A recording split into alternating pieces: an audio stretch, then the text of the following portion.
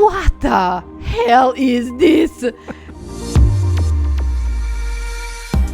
Welcome to Mosaic of China, a podcast about people who are making their mark in China. I'm your host, Oscar Fuchs. We're back. Happy Chinese New Year to everyone who celebrated it. Unfortunately, this doesn't quite include me. I have been trying to deal with the problem of the Instagram account for the podcast. The original one got mysteriously deleted, then I set up a new account, and then that one got deleted. I'm still trying to get to the bottom of all of that, so for now, please see the images from today's episode on Facebook, WeChat, or Patreon if you're a supporter there. A big thanks to Mark Gupilan for being the first Patreon supporter shoutout in the Year of the Ox. I really appreciate you and the 94 other Patreon supporters too. Apart from the Instagram drama, I spent most of the New Year period in the hell that was writing my master's thesis, which for me meant 3 weeks of total paralysis, followed by 1 week of blind panic.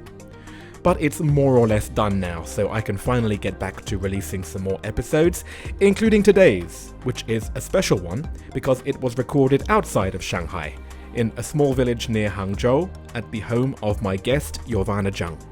You'll notice, therefore, that the sound quality is a little different to the episodes that I record in the studio, and I also think it took a little longer than usual to get warmed up. But give it some time, I promise it's worth it, especially as we build up to an epic Chinese New Year story in part 2 of our conversation. So let's get started. So I'm with Jovana Zhang, and your title is? I'm designer. Yeah, in our studio we don't use design directors, titles and anything. Our name card is just Jovana Zhang and I'm designer. Okay, I want to play you this. This is a recording of someone who you will know. Jovana and her husband Lei, the people at the Rong Design Library, are fascinating. They have created this incredible kind of archive of Chinese design, and it's absolutely phenomenal. So that was our mutual friend Noah from season 1. Oh yes, thanks to Noah. So how do you know Noah? What's the relationship?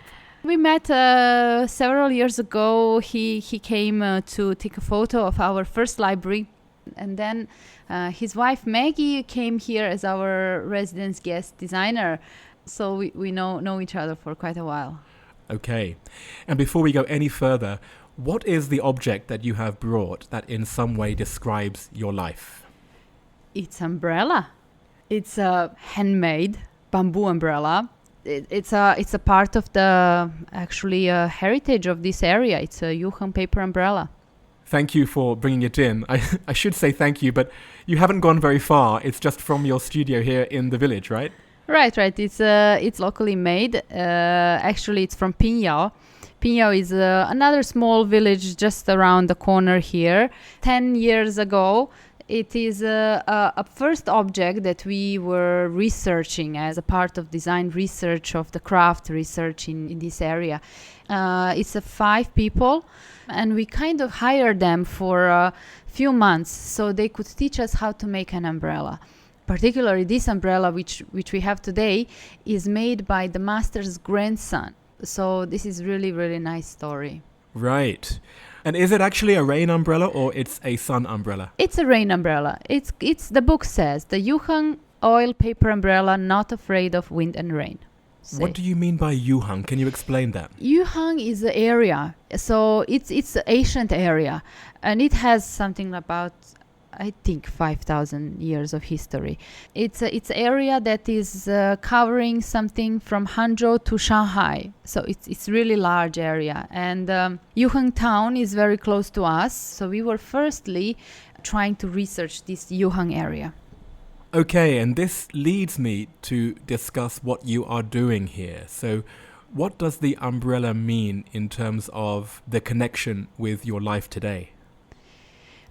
It means a lot, actually. It's really a revolution in a designing way. It also means philosophy for our studio and me. We figure out there is about 70 or more steps to make one umbrella. It's not very easy. You have to cut bamboo in a certain time. It has to be a certain age. then you have to treat it. So we thought, oh my God, it's going to disappear. These guys were making 25,000 pieces per year, but now only 25. So, wow, it's a pity. Let's do something with this umbrella. So, and while we were doing that, in the same time, we had a exhibition in Milan that it was going to happen in that year, April, and we were probably somewhere around December already in that time. And then we had the idea, let's make a paper chair, use the same craft as umbrella. So this is the beginning of our revolution. So can you explain what you mean by an umbrella became a chair? You basically used the same craft techniques that you made the umbrella to make a chair. Right, but not all the crafts of the umbrella, just the certain ones. So we decided to go for a layering. When you have a umbrella bones made of bamboo, you cut the paper, prepare the paper, you have some kind of glue, and you are putting them around over the top of the bones. But we used the mold of the chair, which we made it before, and we just start gluing these papers over and over and trying to create a surface with the paper.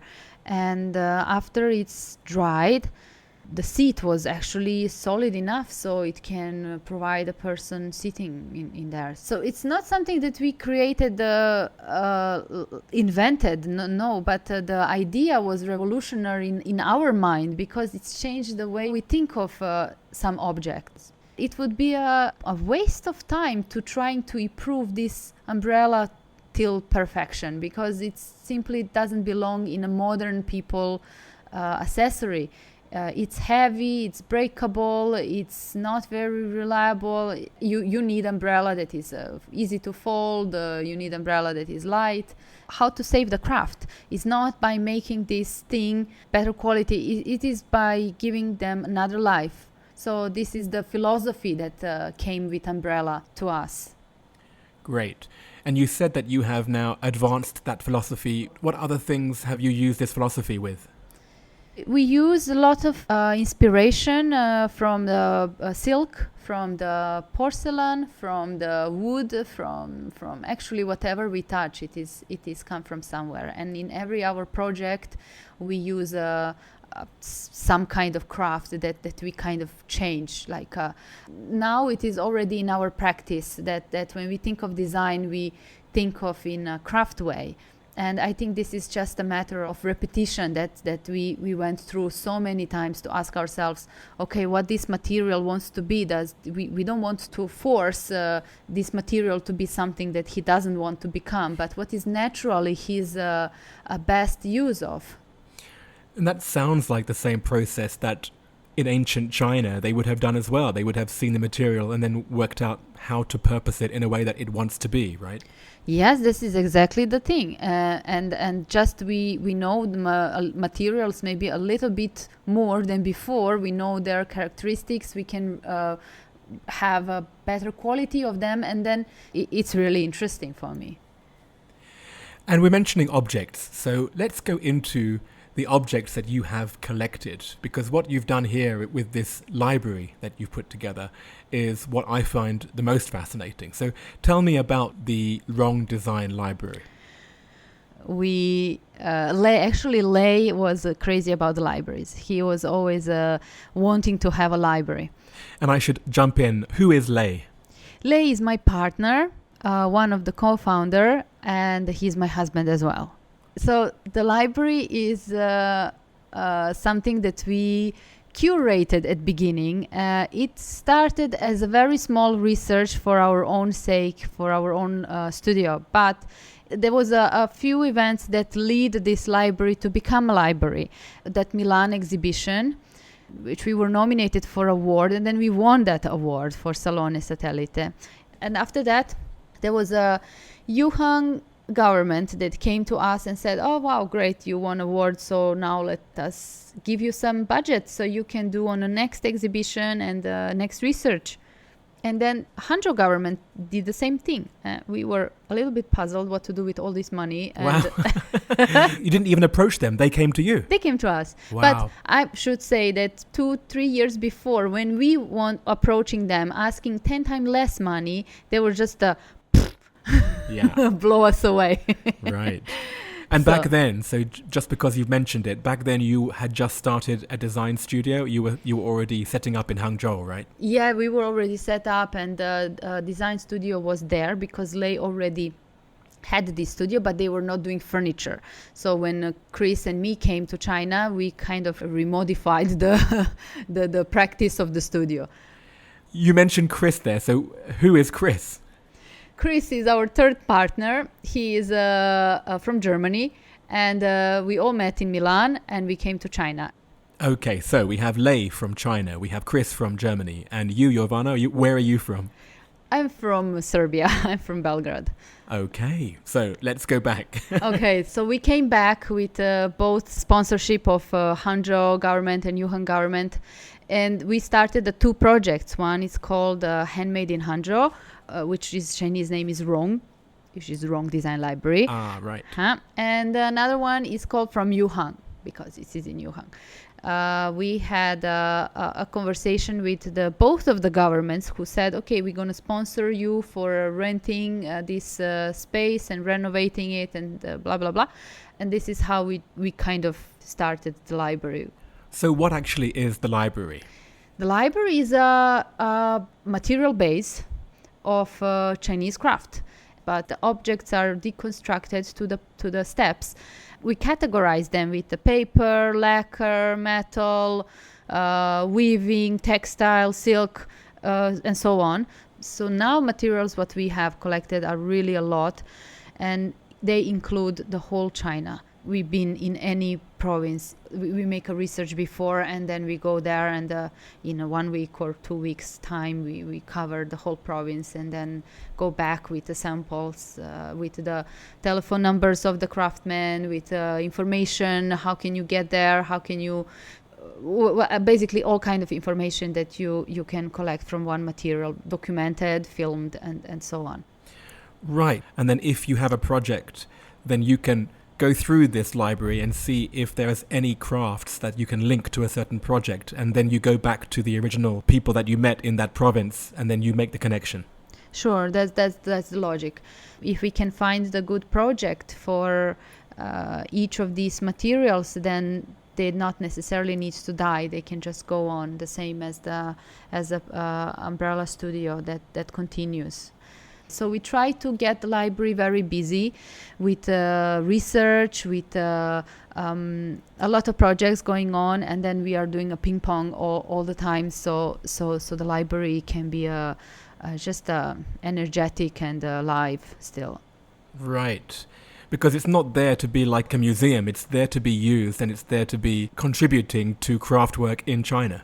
Yes, exactly. So we don't want it to just stay there and collect the dust, these things. So we want people to touch them, to make them dirty, to break them, and to feel these materials. Right. And you mentioned that you've collected these things from around China. Can you think of a few examples, ones that you, I guess, find the most precious or has the best memories for you? Well, best memory for sure is Zhejiang. That place was crazy. There was a shoes made of leather for the desert. There was a blanket that was supposed to be colorful blanket made of a camel wool. There was ikat fabrics. Ikat fabrics are silk fabrics that are firstly yarn is dyed and then the pattern is made. That is a crazy lobotomy to understand. He showed me 5 times. I didn't get it, how he still do it. And then there was the tiles, the Muslim kind of tiles for the houses. Were really nice. They're 3D. Yeah, right. A lot. So, but we didn't find everyone. This is the thing. Some of them, in a meanwhile, disappeared because we were not fast enough, I guess. Right. So you do your research, you figure out what you're trying to find, you make some connections, but then you don't know until you go there. Yes. Right. Yeah. What about a different part? So, can you paint me a picture about another part of China through its objects? Well, Xi'an was a nice place with the shadow puppets. We did use them for the one window display for Hermes, and we had a craftsman daughter came to our studio to help. So that was a collaboration with Hermes, right? The French company, you said. Yes, well, it's not collaboration. It's a window we designed for their window display for already 7 years. So four times a year, 7 years, it's a lot of windows, lots of materials. And we try to have each time a new material to offer. And so with that example then, what was the end result? Well, it was beautiful. I think this was one of my best windows I made in that time. It's really nice. It was, I think, 2-3 years ago. It's called Body Language. So the shadow puppets were completely 3D, and they were a human size, even larger people who were forming a letter, and then it would form the whole word in one window. And if the shop has 5 windows, then it would be a sentence. So it was nice. This is where I'm trying to put you into some kind of compartment, because you are very hard to compartmentalize. Mental. I heard mental. You are curating all these crafts. You are yourself in design, but then is it furniture? Is it interior? I find it quite hard to know what to call you, in fact. Yeah, just designer, as I said. Yeah. Just designer. I can do design. I designed this oven here from Siberia. Right. Not anything. And so what is the ultimate goal then of the library itself? So the goal of the library is not only to be close to the craftsmen, but also to see its experiment. We felt naturally that moving to the village with the library is better choice, that we are more focusing to the customer and the people who really want to come for us, not really passing by and then, by the way, okay, let's stop to see a little bit of the tour of one library and then go out and nothing.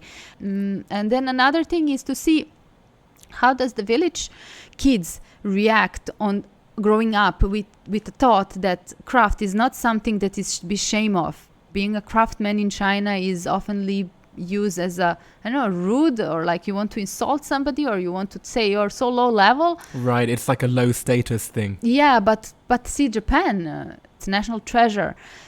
So this is something that is really important to us, and we want to see that in a village you have grandmothers and you have grandkids. No middle people. So we are the only middle-aged people that's buzzing around. Yeah, you are living the life that I think people are talking about more and more, where young people who have roles that aren't necessarily location specific. Your clients are anywhere from Beijing to Paris. But you can choose to move it to a location here. You can get the advantages of living a life close to nature. And you can also give back to this area which has had depopulation, right? I mean, I see all those things working in concert. Yeah, it's worked very well. We hosted so many interesting people in here coming from all around the world. So it's really not a bother for them to come all over here. And actually, they love to come for a few times, several times, staying more and longer.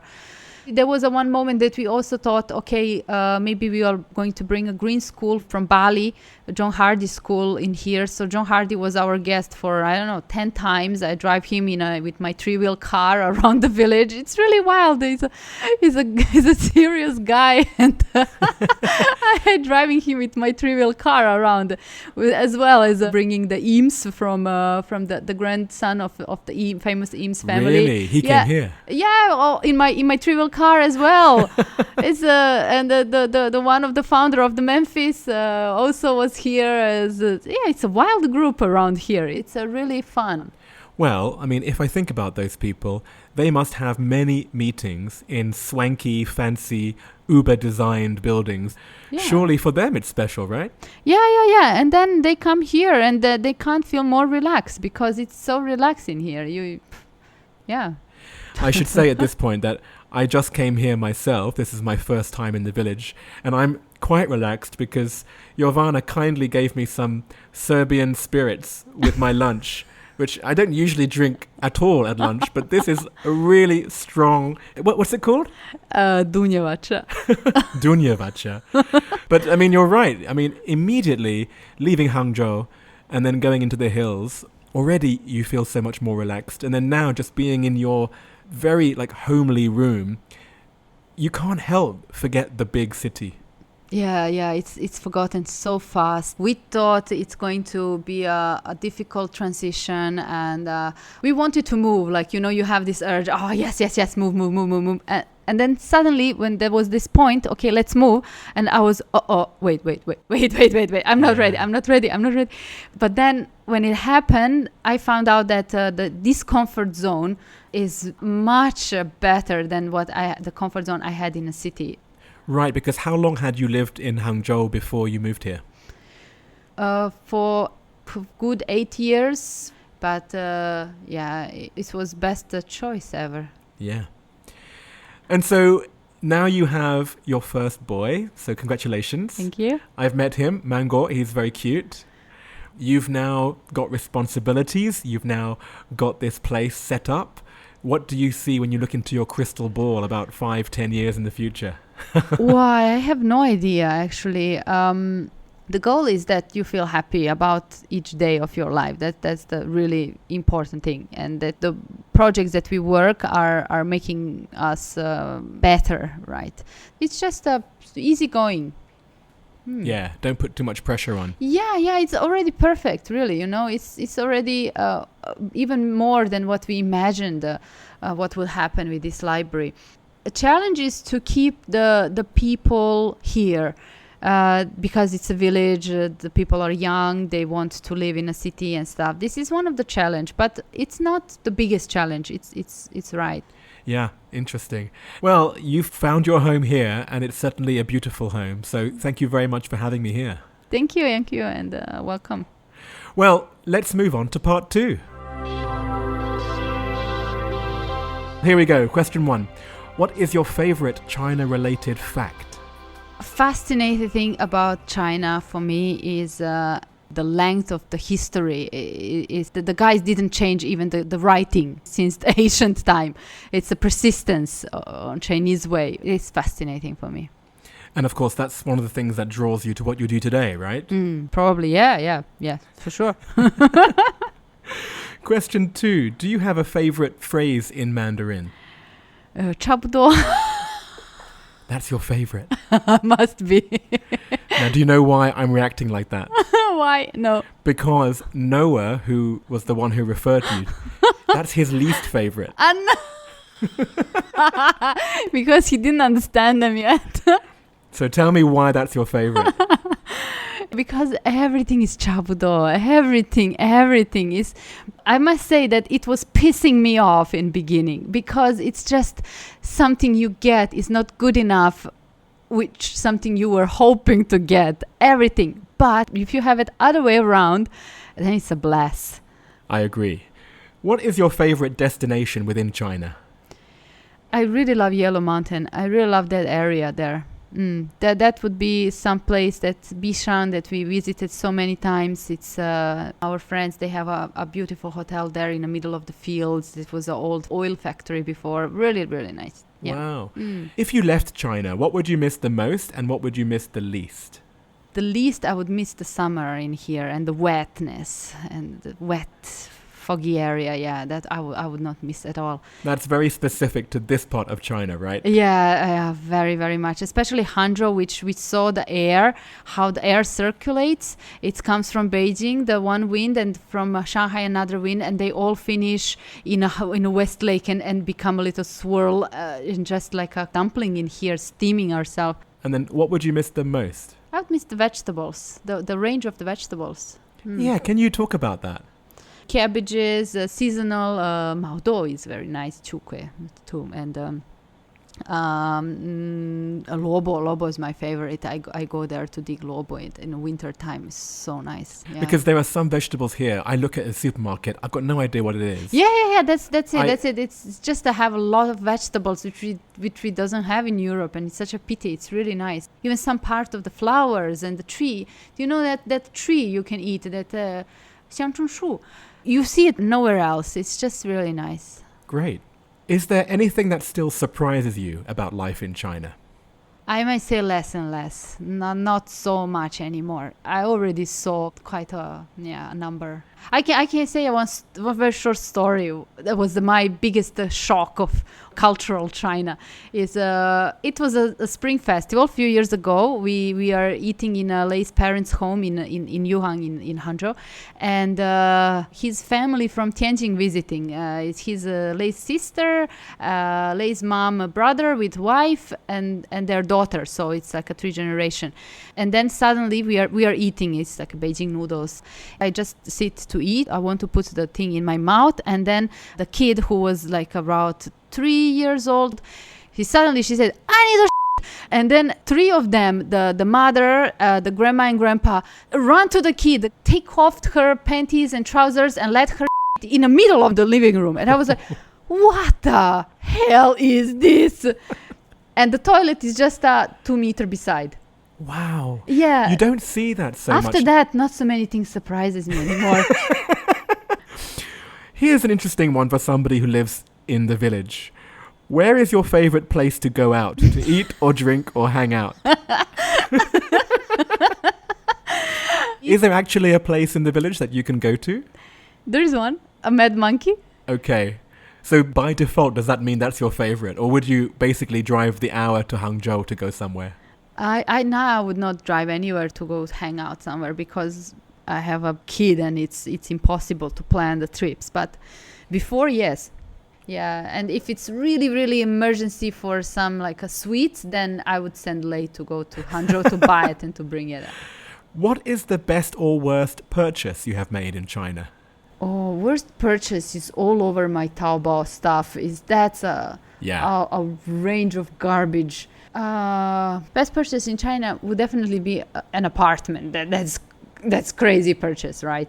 That's really nice purchase. Great. Yeah. What's your favorite WeChat sticker? Have you sent it? Yes.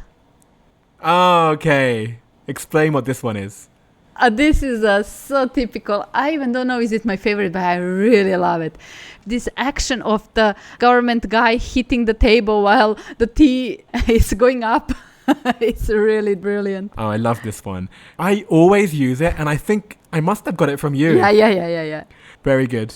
What is your go-to song to sing at KTV? Because I don't do singing, I really don't know how to sing, so it's gonna be ABBA. Which one?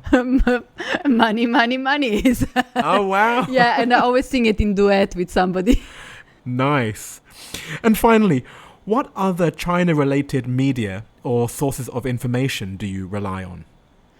No, it's going to be books. It's going to be books about crafts. Is there a particular series that you follow? There is a very nice series from the research of Huan Yunsong, that amazing design. He's designing them by himself. It's really incredible sense of research, humor, and all together at once. Well, maybe he is the written version of what you are doing in real life with the library. I can see the connection there. That's flattering.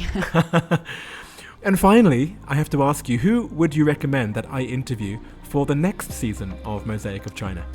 I am suggesting that you talk with Haoru. He is an architect. He's based in Hangzhou. And he's doing a lot of things that always involve with us as well, with bamboo structure, architecture. I think he has a lot of things to say about architecture of China. Great. I can't wait to meet Haoru. Yeah. Thank you again. Thank you. Having said my thanks to Jovana, I should also do the same now to her husband Lei. I crashed their whole family routine for a day, and they couldn't have been nicer hosts. A quick apology to them both as well, because I forgot to mention the name of their design studio, which is PINWU. If you want to visit them at the Rong Design Library, it's located in Qingshansun, which is a pretty little village to the northwest of Hangzhou. You can find the spelling of that in the transcript for this episode at mosaicofchina.com, and while you're there, why not follow the link to become the 100th Patreon supporter who gets to hear the full premium version of these interviews. Here are some clips from today's. It's not very easy to actually kidnap the one craftsman for 1 month.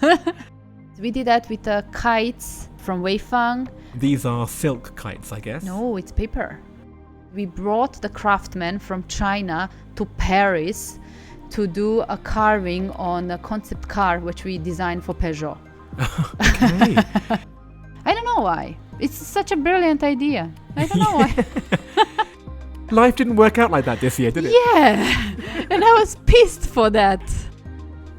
Just a quick note on the Chinese phrase "chao boudoir," which Jovana mentioned. It's amazing how this one phrase expresses the difference between her and Noah from episode 9 of season 1 so clearly. It describes the energy that Jovana uses to get things done versus Noah's perfectionism, which can be crippling if left unchecked. I see myself as somewhere in the middle, so I found myself thinking about this phrase "chao boudoir" very often while writing my thesis. Please also listen to Season 1 Episode 28 with Lizanthia Taylor to hear her amazing Australian translation of the phrase. There are some really good images to check out this week. There's Jovana's object, the umbrella, and then the chairs she helped to design that used some of the same paper layering techniques. There's of course her favourite WeChat sticker, then there are photos of the library, of the founders, of their trip to Zhejiang, of the Hermès window display, some of them and the other locals buzzing around the village, and also some of my own time in the village too. Mosaic of China is me, Oscar Fuchs, with artwork by Denny Newell. I would have loved to include a catch-up chat with Noah Sheldon now, since he was the one who nominated Jovana from season 1, but he never gets back to me, and in the end I simply gave up trying. So instead, there is a catch-up with the lovely Roz Coleman from season 1 episode 22 right after this.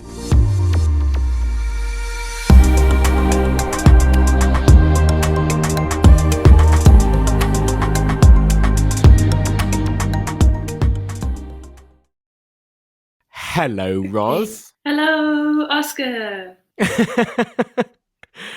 You're a sight for sore eyes, because actually, when we did our recording, you were basically in your last few weeks in China, and then off you went, and I haven't seen you since. So true.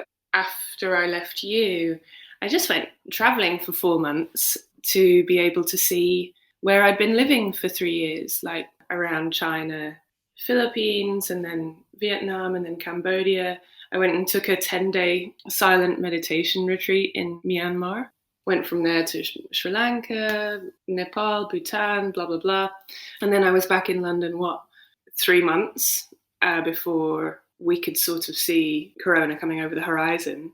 And I think we started to work remotely probably sooner than everyone else, because all my Chinese friends kept being like, "Are you okay? Keep safe, keep distance, wear a mask and everything. Don't listen to your government and herd immunity, everything." And I'm still working for Punch Drunk, but we were basically locked down by February. And then the weirdest thing happened, which is that my sister was supposed to be going to work for MSF, but she came via London, got trapped with us as well. Oh, wow. Well, thank you for that. I mean, I wanted to interrupt you quickly because people who are listening to this episode might not have heard your episode, so don't really know what the hell it is that you were doing in China. So I should say that you were the international company manager of Sleep No More here in Shanghai, right? That's right, for, I guess, 2.5, 3 years. Right. The interesting thing about Sleep No More is that it was immersive theatre, where people are very close together, and we discussed that in our episode. So what has happened to immersive theatre during the coronavirus era? It's an amazing thing to be able to say that it's still rolling. The shows, Wow. There have, of course, had to be amendments, not least because anybody who left that Chinese New Year to go on holiday or to see family, a lot of them weren't able to come back into town. Mm.